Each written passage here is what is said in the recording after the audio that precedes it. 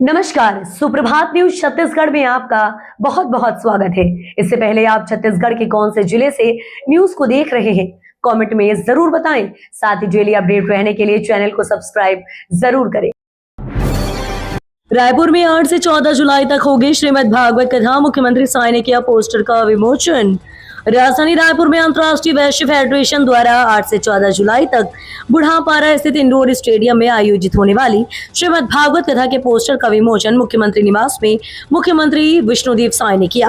प्रदेश मुख्यमंत्री एवं प्रवक्ता राजकुमारी राठी ने जानकारी देते हुए बताया कि प्रदेश अध्यक्ष योगेश अग्रवाल के नेतृत्व में वैश्य समाज के प्रतिनिधिमंडल ने मुख्यमंत्री से मुलाकात कर उन्हें कार्यक्रम में शामिल होने का निमंत्रण दिया।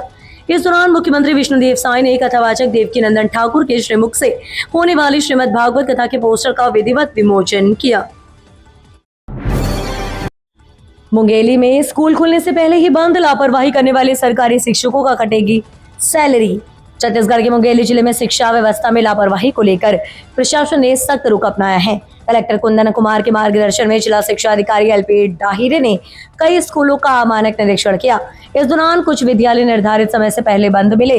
निरीक्षण में ना तो शिक्षण कार्य संचालित पाया गया और न ही शिक्षक व संस्था प्रमुख मौजूद मिले। मामले को गंभीरता से लेते हुए शिक्षा विभाग ने संबंधित शिक्षकों और संस्था प्रमुखों के खिलाफ कार्रवाई के निर्देश जारी किए। किसानों का ट्रैक्टर मार्च, महंगाई खाद्य संकट पर सरकार के खिलाफ किया प्रदर्शन। भारतीय किसान यूनियन जिला नारायणपुर के बैनर तले जिले के किसानों ने बढ़ती महंगाई और कृषि संबंधी समस्याओं को लेकर ट्रैक्टर रैली निकालते हुए धरना प्रदर्शन किया। बड़ी संख्या में किसान ट्रैक्टरों के साथ बाजार स्थल बखरूपारा में एकत्रित हुए और सरकार के खिलाफ जमकर नारेबाजी करते हुए अपनी मांगों को बुलंद किया। प्रदर्शन के दौरान किसानों ने कहा कि लगातार बढ़ रही पेट्रोल डीजल की कीमतों और कृषि कार्यों में उपयोग होने वाली खाद की महंगाई ने खेती किसानी की लागत को कई गुना बढ़ा दिया है। ऐसे में किसानों की आर्थिक स्थिति लगातार कमजोर होती जा रही है। उन्होंने मांग की कि किसानों को पर्याप्त मात्रा में खाद उपलब्ध कराया जाए ताकि खेती प्रभावित न हो। अब सड़क पर ट्रैक्टर चलाने के बदल गए नियम, आरटीओ बरतेगा सख्ती।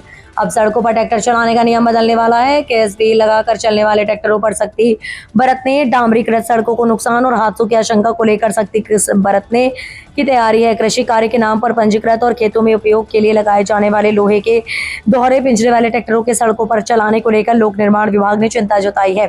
प्रमुख अभियंता के परिवहन विभाग को पत्र लिखकर ऐसे ट्रैक्टरों के विरुद्ध कार्रवाई करने, परिवहन अधिकारियों को निर्देश जारी करने अनुरोध किया है। 2 माह बंद रहेगा सिरसा गेट अंडरब्रिज, छोटे बड़े वाहनों के लिए वैकल्पिक रूट तय। रेल विभाग द्वारा भिलाई के सिरसा गेट अंडरब्रिज में आवश्यक मरम्मत और सुधार कार्य किए जाने के कारण 1 जुलाई से 31 अगस्त तक ये मार्ग पूर्णतया बंद रहेगा। 2 माह तक चलने वाले इस कार्य से यात्रियों को असुविधा होगी, लेकिन ये पुल की सुरक्षा और सुचारू संचालन के लिए आवश्यक है। यातायात व्यवस्था को सुचारू एवं सुरक्षित बनाए रखने के उद्देश्य से यातायात पुलिस दुर्ग, दिरा, सिरसा गेट अंडरब्रिज और आसपास के मार्गों का विस्तृत निरीक्षण किया गया। निर्माण कार्य शुरू होने पर अंडरब्रिज के दोनों ओर यातायात पूर्णतः बंद रखने और आवश्यक बैरिकेडिंग एवं ट्रैफिक स्टॉपर लगाने की व्यवस्था का जायजा लिया गया। छत्तीसगढ़ के सीएम, उप मुख्यमंत्री और स्वास्थ्य मंत्री के जिलों में मेडिकल कॉलेजों को मान्यता मिलने के आसार। राज्य सरकार द्वारा प्रदेश में प्रस्तावित 5 नए मेडिकल कॉलेजों को राष्ट्रीय चिकित्सा आयोग से मान्यता दिलाने की प्रक्रिया अंतिम चरण में पहुंच गई है। कवर्धा, जांजगीर चांपा, मनेन्द्रगढ़, दंतेवाड़ा और कुनकुरी में प्रस्तावित मेडिकल कॉलेजों का निरीक्षण एनएमसी की टीम कर चुकी है। स्वास्थ्य विभाग को पूरी उम्मीद है कि इनमें से कम 3 कॉलेजों को चालू शैक्षणिक सत्र से मान्यता मिल जाएगी। स्वास्थ्य विभाग के अधिकारियों के अनुसार निरीक्षण के दौरान एमएनसी ने भवन, अस्पताल, फैकल्टी, उपकरण और अन्य आवश्यक व्यवस्थाओं का जायजा लिया। निरीक्षण रिपोर्ट के आधार पर आयोग अंतिम निर्णय लेना है। 700 टन शक्कर घोटाले के बाद छत्तीसगढ़ के व्यापारियों का बड़ा फैसला। छत्तीसगढ़ के रायपुर में 700 टन शक्कर लेकर 2.1 करोड़ रुपए में कथित धोखाधड़ी के मामले के बाद शक्कर कारोबारियों ने लेन देन के तरीके में बदलाव शुरू कर दिया। एफआईआर दर्ज होने और अग्रिम जमानत की याचिका खारिज होने के बावजूद आरोपी अब तक पुलिस की पकड़ से बाहर है। घटना के बाद व्यापारियों में भुगतान सुरक्षा को लेकर चिंता बढ़ गई है। अब कारोबारी बिना जांच पड़ताल के माल भेजने से बच रहे हैं और खरीदारी की वित्तीय स्थिति, बैंक रिकॉर्ड व भुगतान क्षमता के बाद जांच को प्राथमिकता दे रहे हैं। छत्तीसगढ़ की महिलाओं के लिए बड़ी खुशखबरी, अगले 15 दिनों में दोबारा खुलेगा मां तारी वंदन योजना के लिए पंजीयन का पोर्टल। छत्तीसगढ़ की विवाहित महिलाओं के लिए एक बड़ी और राहत भरी खबर सामने आई है। राज्य सरकार की अत्यंत महत्वाकांक्षी मां तारी वंदन योजना का लाभ लेने के लिए वंचित रह गए पात्र महिलाओं के लिए जल्दी नए रजिस्ट्रेशन का रास्ता साफ होने जा रहा है। महिला एवं बाल विकास मंत्री लक्ष्मी राजवाड़े ने संकेत दिए कि आगामी 15 दिनों के भीतर योजना का आधिकारिक पोर्टल नए आवेदनों के लिए दोबारा खोला जा सकता है। भिलाई में 20 कोचिंग संचालकों को नोटिस जारी, 8 दिनों में सुरक्षा इंतजाम सुधारने के निर्देश।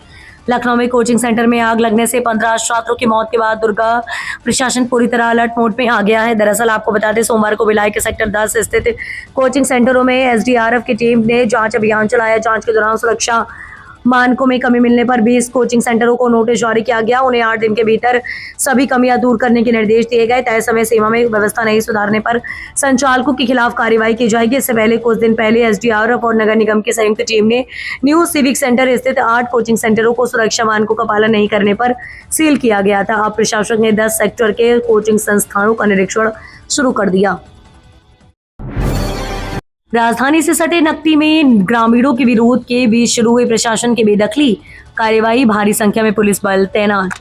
महीनों की उहापोह के बाद आखिरकार प्रशासन की माना क्षेत्र स्थित ग्राम नकटी में बेदखली कार्यवाही शुरू हो गई है। क्षेत्र में अवैध तरीके से बनाए गए मकानों को ढहाने के लिए आधी रात से जेसीबी के साथ करीबन 1000 पुलिस के जवान तैनात किए गए।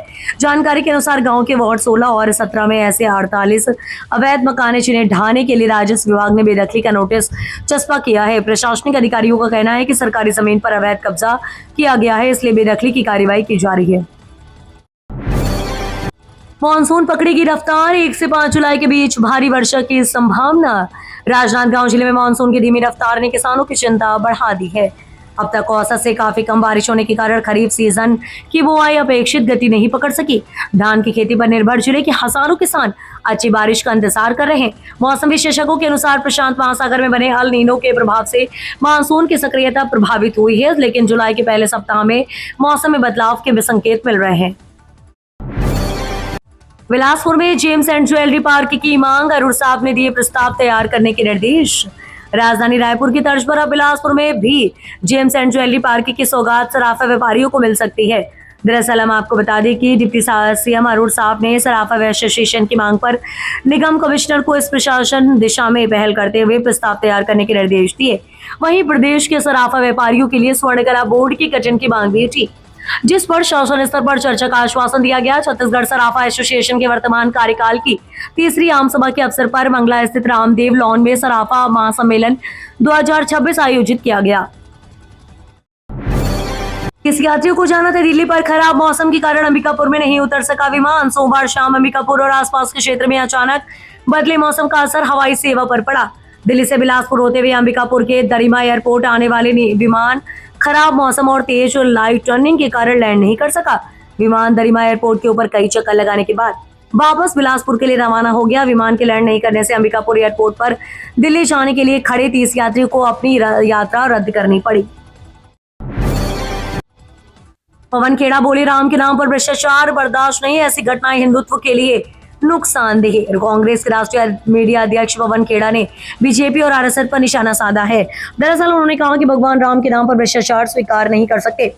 राजधानी रायपुर के स्वामी विवेकानंद एयरपोर्ट पर मीडिया से बातचीत में अयोध्या में राम मंदिर से जुड़े कथित चोरी के मामले पर कहा कि पूरा मंदिर ट्रस्ट एक ऐसा प्रयोग था जो राष्ट्रीय स्वयंसेवक संघ का था, उनकी निगरानी में था। इसकी गतिविधियों पर प्रधानमंत्री कार्यालय की भी नजर रही। रायपुर में पशु पक्षियों के लिए एनिमल एम्बुलेंस सेवा शुरू, सड़क पर घायल पशुओं को मिलेगा मौके पर इलाज। रायपुर में पशु पक्षियों की सेवा के लिए एक नई एनिमल एम्बुलेंस की शुरुआत की गई है। ये सेवा आरम युवा सेवा ग्रुप द्वारा शुरू की गई। इसका उद्देश्य सड़क पर घायल, बीमार और बेसहारा पशुओं को तुरंत मौके पर ही इलाज देना है, ताकि उनकी जान बचाई जा सके। ये सेवा राष्ट्रहित नम्र मुनि महाराज साहिब की प्रेरणा से शुरू की गई। बताया गया है कि इस तरह की कुल 49 एनिमल एम्बुलेंस पहले से ही अलग अलग राज्यों जैसे महाराष्ट्र, पश्चिम बंगाल, हैदराबाद, गुजरात, चेन्नई, केरल, बिहार और झारखंड में चल रही है। पुलिस में बड़ा फेरबदल, थाना प्रभारियों समेत एसआई, एएसआई के तबादले। छत्तीसगढ़ में इन दिनों लगातार प्रशासनिक फेरबदल का दौर जारी है। विभिन्न विभागों में तबादलों के बीच अब पुलिस विभाग में बड़ा फेरबदल किया गया। कोरबा जिले में बढ़ते अपराधों और कानून व्यवस्था को मजबूत करने के उद्देश्य से पुलिस अधीक्षक ने थाना प्रभारियों समेत कई निरीक्षक, उप निरीक्षक और सहायक उप निरीक्षक के तबादले के आदेश जारी किए। इस फैसले के बाद जिले के कई थानों में नई पदस्थापनाएं की गई। एसडीएम पर एफआईआर की मांग से लेकर महंगाई तक गुंगापने कोला मोर्चा जिले के पाली क्षेत्र में जन सरोकारों से जुड़े मुद्दों और प्रशासनिक कार्यप्रणाली को लेकर गोंडवाना गणतंत्र पार्टी ने आंदोलन का बिगुल फूंक दिया। पार्टी के राष्ट्रीय अध्यक्ष एवं विधायक तुलेश्वर सिंह मरकाम ने सोमवार को स्थानीय थाने पहुंचकर एक साथ 5 अलग अलग आवेदन सौंपे। इन आवेदनों के माध्यम से उन्होंने प्रशासनिक अधिकारियों की कार्यशैली, एससीसीएल विस्थापितों के साथ कथित मारपीट, बढ़ती महंगाई सहित कई अहम मुद्दों पर कार्रवाई की मांग की। एमएलए देवेंद्र यादव से मुलाकात के बाद बदले समीकरण, रणजीत सिंह ने छोड़ी दावेदारी। युवा कांग्रेस के संगठनात्मक चुनाव को लेकर बिलासपुर जिले में राजनीतिक सरगर्मियां तेज हो गई हैं। इस बार चुनाव को लेकर युवा नेताओं के साथ साथ वरिष्ठ कांग्रेस नेताओं की भी खास दिलचस्पी देखने को मिल रही थी। वहीं अंदरूनी राजनीतिक समीकरणों के बीच ग्रामीण जिलाध्यक्ष महेंद्र गंगोत्री के गुट ने जिलाध्यक्ष पद की दौड़ से खुद को अलग कर दिया। सूत्रों के अनुसार 2 दिन पहले भिलाई विधायक देवेंद्र यादव से हुई मुलाकात के बाद गंगोत्री समर्थित पैनल ने चुनाव नहीं लड़ने का मन बना लिया, क्योंकि उनके पैनल से अब तक इस पद के लिए कोई भी दावेदार सामने नहीं आया। रथ यात्रा पर गोंदियापुरी के बीच चलेगी रथ यात्रा। स्पेशल ट्रेन दुर्ग और रायपुर से मिलेगी सुविधा। रथ यात्रा के दौरान यात्रियों की बढ़ती भीड़ को देखते हुए दक्षिण पूर्व मध्य रेलवे ने गोंदियापुरी गोंदिया के बीच रथ यात्रा स्पेशल ट्रेन चलाने का निर्णय लिया। ट्रेन संख्या 08801 08802 का संचालन जुलाई माह में 4 फेरों के लिए किया गया जाएगा, जिससे छत्तीसगढ़ और ओडिशा के यात्रियों को बड़ी राहत मिलेगी। गोंदियापुरी रथ यात्रा स्पेशल का संचालन 2, 9, 16 और 29 जुलाई 2026 को होगी। ये ट्रेन गोंदिया से दोपहर 1:30 बजे रवाना होकर दुर्ग शाम 3:58 पर और रायपुर शाम 5:10 पर पहुंचेगी। अगले दिन सुबह 10 बजे ये पुरी पहुंचेगी। महासमुंद में 5.12 करोड़ का करीब 10 क्विंटल गांजा नष्ट। ड्रग्स डिस्पोजल कमेटी की निगरानी में कार्रवाई। शासन के दिशा निर्देशों के तहत महासमुंद पुलिस ने सोमवार को लगभग 998.070 किलोग्राम गांजा का नियमानुसार नष्टीकरण किया। नष्ट किए गए मादक पदार्थ की अनुमानित कीमत करीबन 5 करोड़ रुपए 12,05,500 रुपए आंकी गई है। ये कार्रवाई बेलसोंडा स्थित बालाजी प्लांट में जिला स्तरीय ड्रग्स डिस्पोजल कमेटी की निगरानी में की गई। नष्टीकरण से पहले समिति के सदस्यों ने जब्त गांजे की भौतिक सत्यापन किया और निर्धारित वैधानिक प्रक्रिया पूरी करने के बाद उसे पूरी तरह नष्ट कर दिया।